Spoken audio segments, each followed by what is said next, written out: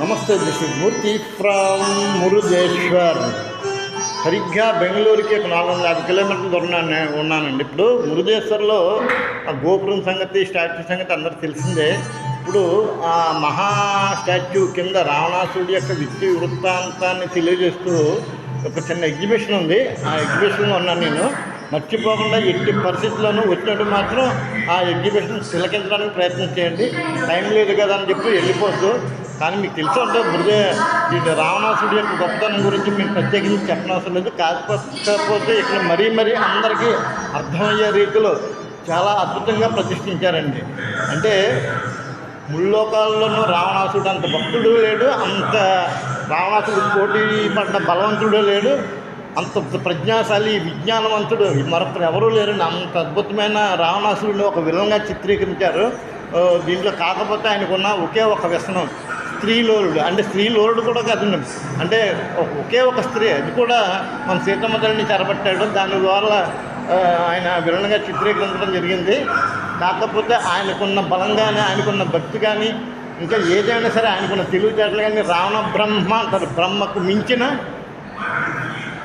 విజ్ఞానం అంతా అతనిలో ఉందన్నమాట. ఒక రకంగా చెప్పాలంటే మరొక విషయం చెప్పాలి.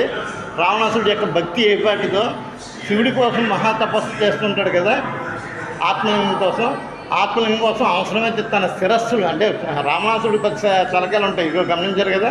ఆ 10 తలకాయల్లో మొత్తం ప్రతి శిరస్సును కూడా ఖండించుకొని శివుని కోసం ప్రార్థించి అతన్ని మెప్పించి ఆత్మలింగాన్ని పొందుతాడు. అటువంటి ఆత్మలింగం పొందారు కదా అని చెప్పి ఇంకా ఆత్మలింగం తీసుకొని రావణాసురుడు శ్రీలంక వెళ్తుంటే ఆ విషయానికి ముక్కోటి దేవతలు భయపడి నారద మహర్షి చెప్తే, నారద మహర్షి ఏదో రకంగా లోక కళ్యాణం కోసం ఈ విషయాన్ని వినాయకుడు చెప్తాడనమాట. వినాయక, నీ ప్రమేయం లేకుండా ఆయన ఆత్మలింగాన్ని పొందాడంటే నేను అతని సంగతి తెలుస్తానని చెప్పి ఆ వినాయకుడు బాలుని రూపంలో ఇక్కడికి వచ్చి, అంటే సంధ్యావందనం సమయం అవుతూ ఉంటుంది కదా, ఆ టైంలో అది అంతా ఒక స్టోరీ మీకు తెలియదే ఉంది. సంధ్యావందనానికి ముందు ఆయన రావణ బ్రహ్మ సూర్య నమస్కారాలు చేయాలి. ఈలోపు ఆ ఆత్మలింగాన్ని ఎనీ టైం కింద పెడితే మాత్రం అక్కడే ప్రతిష్ఠించబడిపోతానని చెప్పి శివుడు చెప్పడం తోటి ఆత్మలింగాన్ని వినాయకుడికి ఇస్తాడు. వినాయకుడేమో ఈలోపు దాన్ని కింద పెట్టడానికి ప్రయత్నం చేస్తాడు. ఈలోపు రావణాసుడు పాపం అడిచినా సరే పట్టించుకోకుండా కింద పెట్టడంతో అది ఆత్మలింగం కాస్త